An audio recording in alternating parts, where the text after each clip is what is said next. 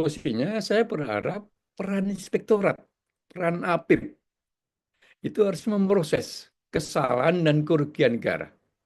Ya, jadi kalau ada kesalahan kerugian negara, saya bukan menyatakan itu dibiarkan nggak apa-apa, bukan. Itu diproses oleh inspektorat. Yang salah ya mungkin dilakukan pembinaan, perlu dilakukan bimtek, perlu dilakukan apa, pendampingan supaya nggak salah lagi. Kerugian negaranya ya dikembalikan. Kalau sudah dibina, di bimtek masih salah ya dimutasi aja lah, nggak usah sebagai PPK, nggak usah sebagai itu. Tetapi kalau di situ dia terima suap, melakukan pengaturan negatif, ada aliran dana dan sebagainya, ya itu diproses sebagai tindak pidana korupsi.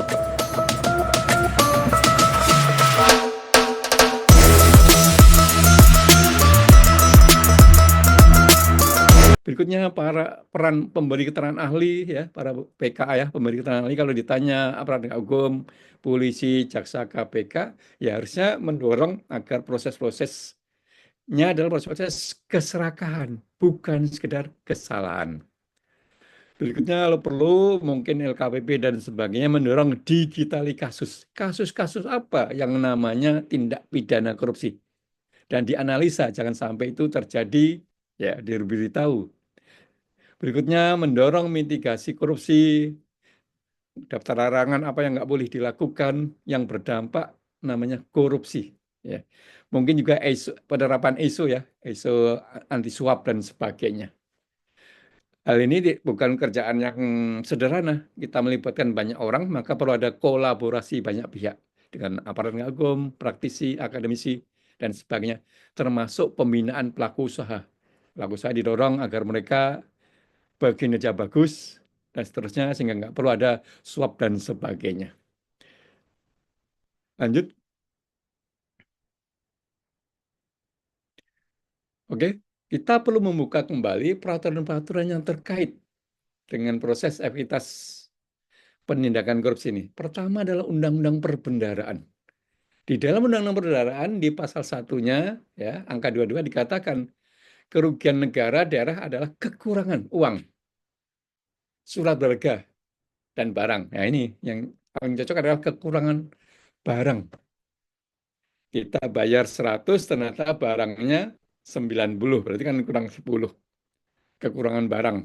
Juga di mana kekurangan spek. Speknya adalah A, B, C, ternyata yang datang speknya A, B saja. Kurang dari A, B, C, spek seperti itu. Yang nyata ya, bukan potensi. Yang nyata, yang pasti jumlahnya sebagai akibat perbuatan melawan hukum, baik sengaja maupun lalai. Itu namanya kerugian negara. Oke, lanjut lagi.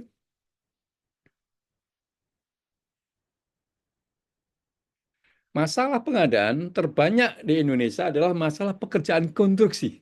Masalah pekerjaan konstruksi. Ya, ini sering ribut di proses tendernya, proses pelaksanaan kontraknya, dan proses hukumnya. Ya. Akhirnya masalah paling banyak adalah masalah di pekerjaan konstruksi. Maka keluarlah Undang-Undang Jasa Konstruksi. Undang-Undang Jasa Konstruksi ini dikatakan di sana kalau ada lebih bayar, ya kurang barang dan sebagainya, agar itu didorong sebagai proses audit. Proses audit.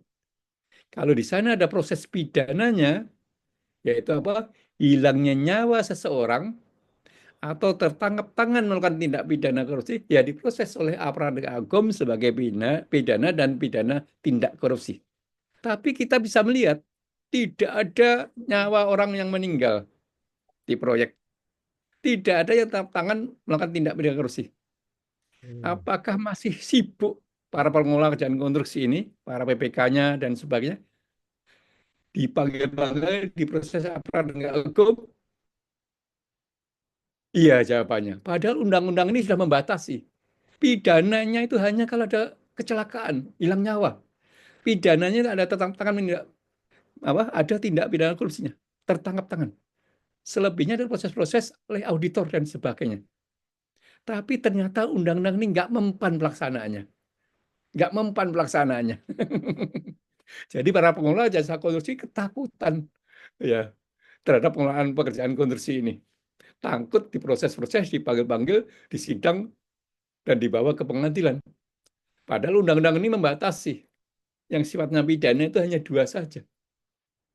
Jadi kalau Bapak Ibu berharap undang-undang pengadaan, jangan sama kasusnya dengan undang-undang ini nanti. Jadi apakah terpenuhi dengan undang-undang pengadaan? Mudah-mudahan terpenuhi. Tapi jangan-jangan juga tidak. Ya, itu yang perlu disadari ya. Oke, lanjut. Next berikutnya. Ya, jadi di kita itu ada undang-undang tipikor, undang-undang tindak pidana korupsi. Yang saya lihat di seluruh dunia nggak ada undang-undangnya begini. Saya udah tanya yang buat undang-undang, kok begini Pak undang-undangnya? Ya, jadi di sini adalah terkenal pasal 2-nya. Setiap orang melawan hukum, memperkaya sendiri orang lain, dan sebagainya bisa disanksi. Paling singkat 4 tahun, dan seterusnya. Next, pasal 3. Ya, pasal 3 ini yang sering ya, dikenakan pada pengelola pengadaan. Setiap orang menguntungkan diri sendiri atau orang lain, menyalahgunakan wewenang, dihukum paling singkat 1 tahun, ya, paling lama, dan seterusnya. Ini pasal 3. Oke, lanjut. Pasal 4. Pengembalian kerugian keuangan negara atau perekonomian negara tidak menghapuskan dipidana pelaku tindak pidana. Jadi kalau ada pernyataan kerugian negara 120 juta dikembalikan, itu tidak bebas ya, tidak bebas ya, tidak dihapuskan dipidananya. Ya. Oke, lanjut lagi. Terus ada pasal 32. Nah, ini pasal ini saya diberitahu sama profesor, ibu-ibu ya di UI kemarin baru menjadi profesor di UI, saya lupa Bu siapa namanya. Aduh, lupa saya. Dikatakan, Pak Muji ada pasal 32. Apa itu, Bu? Pasal 32 ini pasal yang goib, yang sering tidak kita munculkan. Dalam hal penyidik menemukan dan berpendapat bahwa satu atau lebih unsur tindak pidana korupsi tidak terdapat cukup bukti. Sedangkan secara nyata telah ada kerugian keuangan negara. Maka penyidik menyerahkan berkas hasil penyidikan kepada Jaksa Pengacara Negara (JPN) untuk dilakukan gugatan perdata atau dimintakan itu pengembalian kerugian negara. Jadi kalau memang ada kerugian negaranya, di situ tidak ada perbuatan korupsinya, tidak ada suap, tidak ada persongkolan jahatnya, ya, tidak ada aliran fee dan sebagainya atau aliran uang, ya harusnya proses pengembalian kerugian negara saja, nggak perlu dipidana. Harusnya begitu menurut pasal 32 ini. Pasal ini asing bagi kita ya. Ini harusnya ini yang diterapkan. Ya, jadi kalau ini diterapkan, harusnya pasal 2, pasal 3 tadi menjadi clear. Karena pasal ini nggak diterapkan, maka pasal 2, pasal 3 itu menjadi aneh menurut saya. Karena seluruh dunia tidak ada penerapan seperti itu. Tapi mohon maaf ya, mungkin saya juga salah. Kalau saya salah, ternyata ada. Karena pengetahuan saya juga terbatas, ya boleh kita evaluasi. Tapi kalau kita baca aturan PBB ya, United Nations ada namanya di sana, UNSAC dan sebagainya, nggak disebut-sebut kerugian negara Pak di sana Pak. Nggak disebut-sebut kerugian negara. Jadi orang itu memang karena jahatnya di proses korupsi itu. Lanjut, next. Ya, saya pernah membaca bukunya Ajik Sujoko. Yang atas. Next, sebelum tadi, sebelumnya. Nah, jadi Ajik Sujoko ini dari Universitas Diponegoro ya. Dia meneliti di tahun 2019. Meneliti tahun 2019 kalau nggak salah ada 40 putusan pengadilan tipikor yang diputus sebagai tindak pidana korupsi. Dari putusan tadi dilihat ya, ternyata sebanyak 58% itu hanya sekedar kesalahan administrasi perdata dan kerugian negara tanpa ada keserakahannya. Jadi bayangkan para pengelola pengadaan yang tidak ada suapnya, tidak ada persoalan jahatnya, tidak ada apinya, hanya sekedar 2 alat bukti kesalahan administrasi dan kerugian negara diproses penjara. Ini tahun 2019 dengan data terbatas ya, datanya cuma 40. Kalau datanya banyak, apakah 58%? Apakah kalau tahun sekarang tahun 2004, apakah sebanyak itu atau berkurang atau mungkin tidak ada. Nah, ini menarik nih kalau Anda mau melakukan penelitian. Silakan diteliti tahun 2024. Semua putusan tipikor sebenarnya bagaimana? Apakah sudah on the track atau tidak? Mudah-mudahan on the track lah. Mudah-mudahan dugaan saya salah lah. Ya. Mudah-mudahan dugaan Pak Haji sudah nggak berlaku lagi lah di tahun 2004, 2005, dan seterusnya. Oke, next berikutnya. Saya pernah didatangin orang Belanda dan saya pernah juga ke Belanda. Ya, ternyata juga ada tulisan dari Pak Riko ini, dosen UGM ini ya. Di Belanda yang pernah menjajah kita ya, pelanggaran undang-undang pengadaan itu bukan perbuatan pidana, kecuali di sana ada suap, ada fraud, fraud itu ada pengelolaan negatif lah, pengelolaan jahat lah.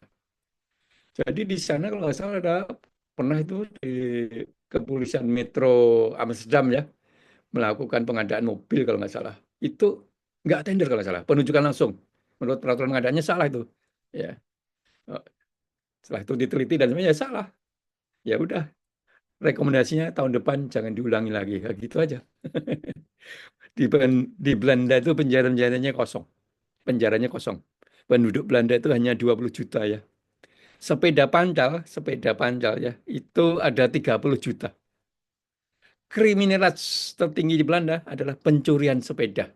Jadi kalau orang nyuri sepeda nggak dipenjara, Pak. Didenda aja lah. Sepeda 3 juta, ya denda aja lah mungkin 5 juta atau apa gitu. Ya, nggak dipenjara di sana. Nanti ngasih makan dan ngasih proses apa?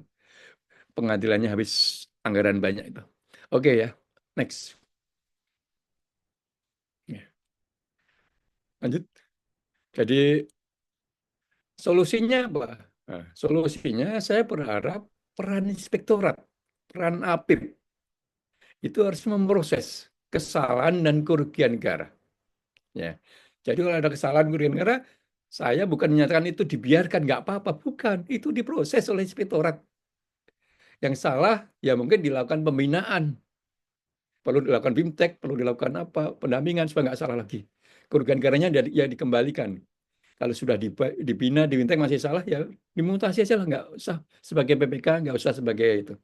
Tetapi kalau di situ dia terima suap, melakukan pengaturan negatif, ada aliran dana dan sebagainya, ya itu diproses sebagai tindak pidana korupsi. Tapi mohon maaf ya, proses-proses ini nggak bisa berjalan penuh. Karena inspektorat merasa overload pekerjaannya, merasa banyak pekerjaannya, merasa tidak punya kompetensi dan sebagainya. Akhirnya proses ini menjadi liar berlarut sehingga menjadi masalah hukum ya ke aparat penegak hukum ya gitu ya. Berikutnya kita harusnya mendorong ini sistem kinerja penyedia. Penyedia itu didorong tidak terlambat, tidak terlambat kontraknya selesai dan pekerjaannya selesai baik. Jadi kalau penyedia tidak terlambat, selesai baik, itulah yang boleh ikut dalam tender-tender berikutnya. Jadi kalau dia tidak terlambat, kinerjanya bagus, ya maka dia boleh ikut tender berikutnya. Maka para penyedia akan berlomba-lomba untuk kontrak tidak terlambat, untuk kontrak bekerja dengan baik. Sehingga nggak perlu dia punya nama banyak perusahaan, nggak perlu dia punya banyak perusahaan. Cukup satu perusahaan yang selalu kinerjanya tidak terlambat, kinerjanya bagus, itulah yang boleh ikut tender. Ketika tender ya tinggal bersaing harga saja. Kalau seperti ini lagi, nggak perlu lagi ada evaluasi dari Pokja. Pokja nggak perlu evaluasi. Dan dan bahkan sangat mungkin jabatan fungsional pelanggan itu hapus. Kan udah aplikasi kok. Berikutnya PPK itu juga senang. Karena kerjanya bagus, dia akan bekerja dengan bagus. PPK nggak capek-capek mengendalikan kontrak. Karena penyidik akan berusaha tidak terlambat dan bagus. Kalau sampai dia terlambat, dia akan tergeser nanti, tereliminasi, nggak bisa lagi ke tender dan sebagainya. Berikutnya, di Indonesia yang perlu ini juga, kejelasan apa itu tindak pidana korupsi. Harusnya tindak pidana korupsi itu dibatasi, yang sifatnya suap, yang sifatnya persoalan jahat. Ya. Berikutnya, apa perlu kita berharap undang-undang pengadaan?